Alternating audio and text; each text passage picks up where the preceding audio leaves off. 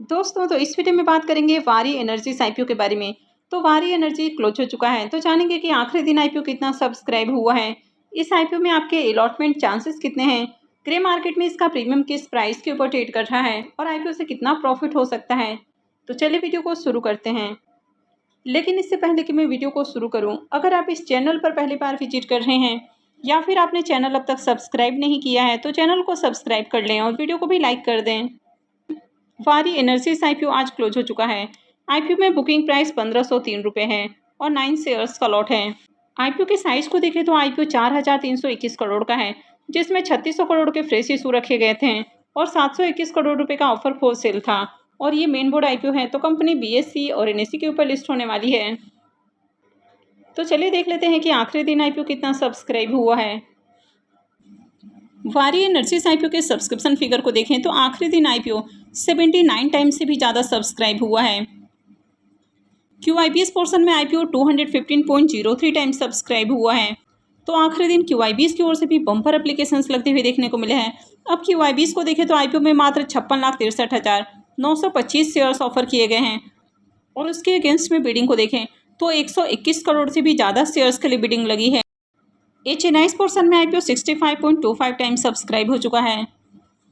तो HNIs को इस आईपीओ में 42,47,945 शेयर्स ऑफर किए गए हैं और इसके अगेंस्ट में बिडिंग को देखें तो 27 करोड़ 71 लाख से भी ज़्यादा शेयर्स के लिए बिडिंग लगी है। यहाँ पर बिग HNIs पोर्शन 71.32 टाइम और small HNIs portion 53.09 time subscribe हुआ है। तो बजाज हाउसिंग फाइनेंस आईपीओ के मुकाबले HNIs पोर्शन में भी ज़्यादा एप्लीकेशंस लगा है, यानी कि बजाज हाउसिंग में 43 टाइम आईपीओ सब्सक्राइब किया गया था और यहाँ पर देखें तो 65 टाइम सब्सक्राइब होते हुए देखने को मिला है। अब अगर रिटेल पोर्शन की बात करें तो रिटेल पोर्शन में आईपीओ 11.26 टाइम सब्सक्राइब किया गया है। रिटेलर्स को इस आईपीओ में 99,11,869 शेयर्स ऑफर किए गए हैं और इसके अगेंस्ट में बिडिंग को देखें तो 11 करोड़ से भी ज़्यादा शेयर्स के लिए बिडिंग लग चुकी है। और एम्प्लॉइज़ पोर्शन में भी आईपीओ 5.45 टाइम यानी कि 5.5 गुना करीब एम्प्लॉइज़ पोर्शन में भी सब्सक्राइब होते हुए देखने को मिला है। तो आखिरी दिन आईपीओ 79 टाइम से ज़्यादा सब्सक्राइब हुआ है।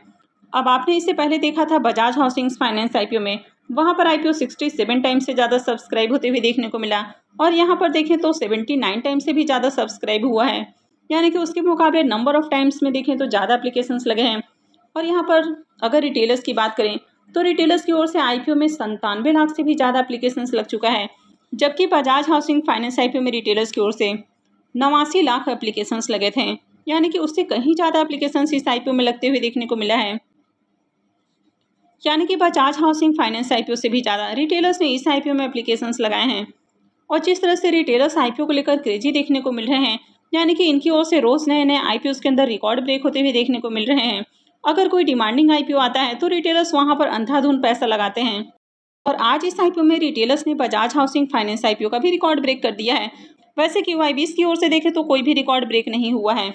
Bajaj housing finance IPO QIBs portion में 222 गुना सब्सक्राइब हुआ था, जबकि यहाँ पर देखें तो 215 गुना से ज़्यादा सब्सक्राइब होते हुए देखने को मिला है, यानी कि बजाज हाउसिंग फाइनेंस इससे भी बड़ा आईपीओ था, लेकिन इससे भी ज़्यादा पैसा बजाज हाउसिंग फाइनेंस में QIBs ने लगाया था, यानी कि बजाज हाउसिंग फाइनेंस के मुकाबले यहाँ पर QIBs की ओर से कम पैसे लगे हैं।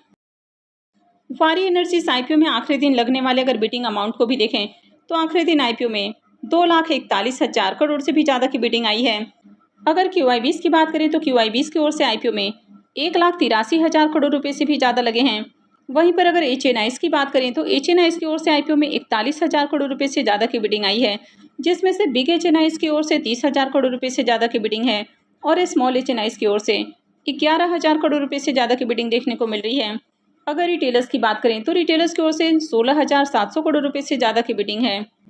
तो ओवरऑल देखें तो हर पोर्शन में डिमांड देखने को मिली है और तो आखिरी दिन हर पोर्शन में डिमांड देखने को मिली है।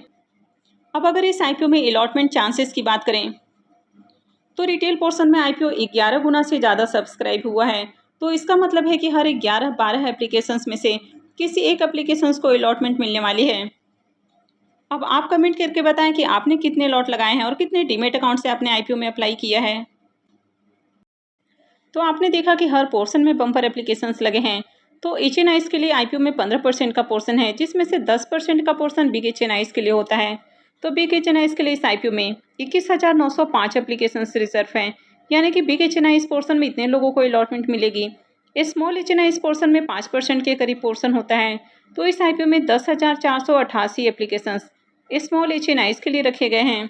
और वहीं पर अगर रिटेलर्स की बात करें तो रिटेलर्स के लिए करीब 35% का पोर्शन होता है। तो रिटेलर्स के लिए इस IPO में 11,01,318 एप्लीकेशंस रखे गए हैं, यानी कि इतने रिटेलर्स को IPO में अलॉटमेंट मिलने वाली है। IPO का अलॉटमेंट डेट 24 अक्टूबर है, यानी कि कल ही IPO की अलॉटमेंट होने वाली है।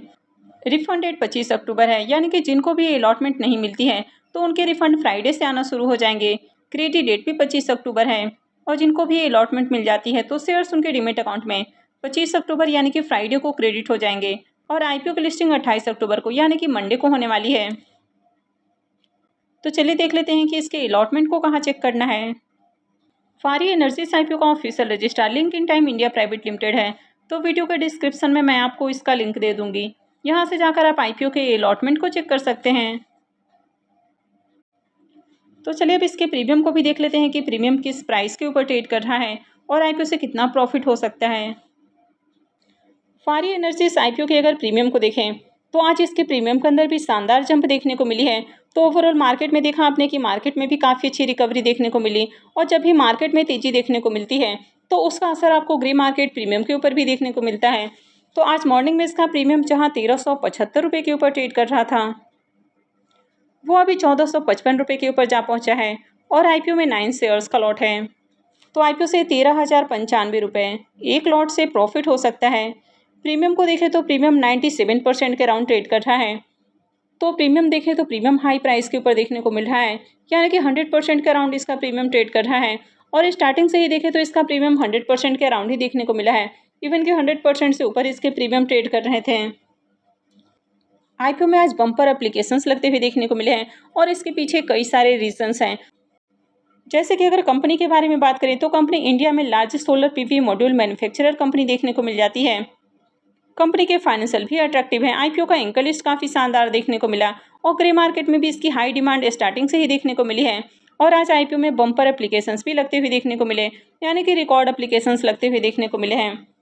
और खासकर जिस तरह से रिटेलर्स ने IPO में एप्लीकेशंस लगाए हैं तो बजाज हाउसिंग फाइनेंस IPO का भी रिकॉर्ड ब्रेक होते हुए देखने को मिला है, यानी कि बजाज हाउसिंग फाइनेंस IPO से भी ज़्यादा रिटेलर्स ने इस IPO में एप्लीकेशंस लगा दिया है। और जिस तरह से रिटेलर्स IPO को लेकर क्रेजी देखने को मिल रहे हैं, यानी कि रोज़ नए नए रिकॉर्ड्स ब्रेक कर रहे हैं, तो इस IPO में भी रिटेलर्स की ओर से अब तक सबसे ज़्यादा एप्लीकेशंस लग चुका है। अब इसके प्रीमियम को देखें तो इसका प्रीमियम अभी भी 100% का राउंड ट्रेड कर रहा है। तो उम्मीद है कि IPO 100% से भी ज़्यादा का लिस्टिंग गेन देने वाला है, यानी कि IPO लिस्टिंग के साथ ही पैसे को डबल से भी ज़्यादा करके देने वाला है।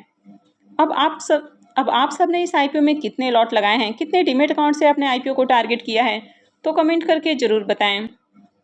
तो आई होप कि आपको वीडियो अच्छी लगी होगी। तो अगर आपने वीडियो को लाइक नहीं किया है तो वीडियो को लाइक कर दें, चैनल को भी सब्सक्राइब करके रखें। और वीडियो को अंत तक देखने के लिए आप सबका बहुत बहुत धन्यवाद।